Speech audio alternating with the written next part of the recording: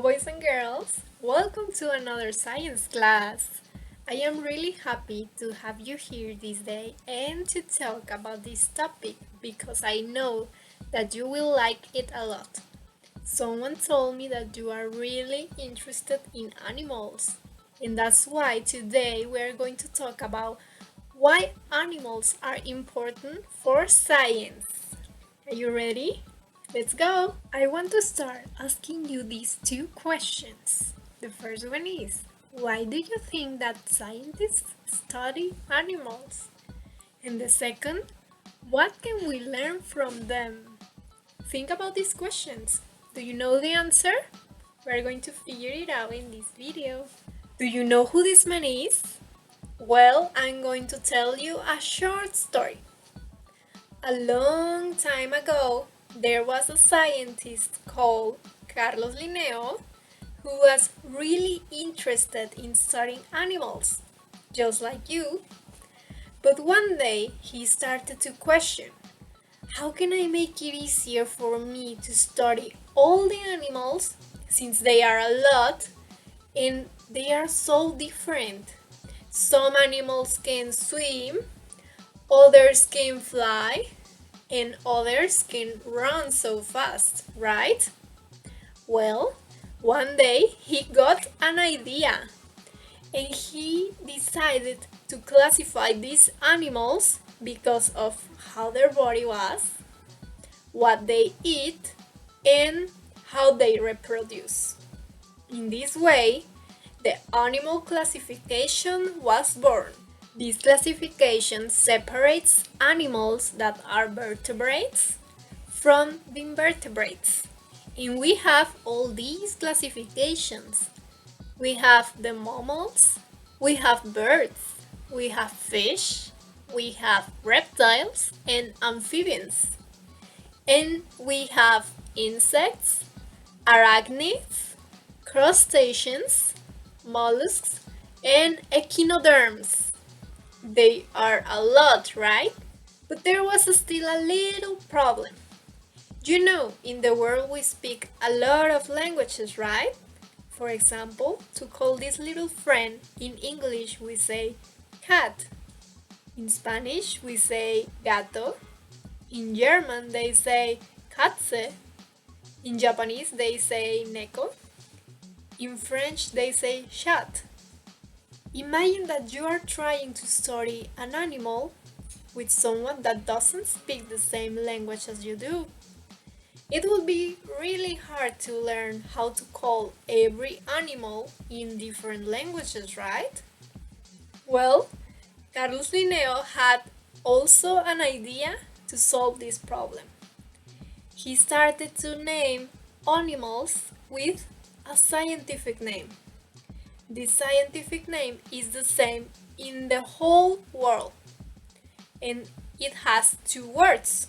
The first word is the family, and the second word is the species.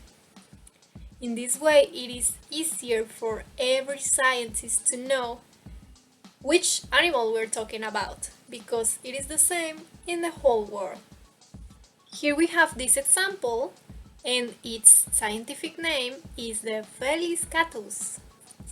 Here in Mexico, in the United States, in Japan, in Germany, in France, they all know that this animal is called Felis catus. It is the same. In this way, there are no more problems in trying to call an animal and trying to identify which animal we are talking about. That's really interesting, right? Now we're going to talk about how do animals help us in science. And here we have three examples. The first one is that we can understand how our body works studying the animal's body. In this way we can learn how a cell works because our cells are very similar to the animals. That's interesting, right? The second example is that they help us to create vaccines. Did you know that when a scientist is studying a vaccine for a disease, like for example the coronavirus, they have to test it first in animals to see if it is safe for us and to see how it works. This is called a preclinical study, and it is always necessary when we are trying to find a vaccine. Finally, we have our third point, that is that we can learn how to protect them. If we study animals, we can know how they behave, where they live, what they eat, what they need to live. In that way, we can protect them because we can know how their body works, how to treat their diseases, and how to take care of them. Every animal has an important role in our world. That's why to study them is really important for us. I mentioned that we can team up with animals to study things in a lab, right? Well, therefore, we need rules to take care of these animals. Here in Mexico, we have the Mexican legislation, the norms, referring to production, care, and use of laboratory animals. All these rules are based in how to treat well an animal in an ethical way, so this animal don't suffer in a lab and it can continue with the study with the scientists. Every animal has to be in a specific environment so they cannot get stressed or feel bad or get sick. It's always important to have in mind that we have these rules if we want to study something with an animal. Our class is coming to its end, but before we go, I will ask you to do a little activity. In this activity, you will have to do a short research about your lab pet. Do you remember? The pet that we chose with your group. You will have to answer these 5 things: the scientific name, where it lives, what it eats, what can we learn from it, and finally a fun fact that you would like to share with us. You will have to upload this activity in Google Classroom. You will see the assignment there. Here I have my example, and I chose the cat. As I said before, its scientific name is Felis catus. It lives in human houses or in the streets. It eats cat meat or food waste when it lives in the streets. And what we can learn from it is that scientists have studied the epilepsy and brain in cats.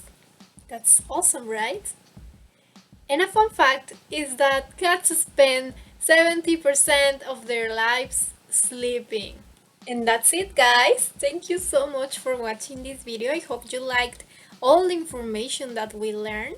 And I'll see you next class. Bye-bye.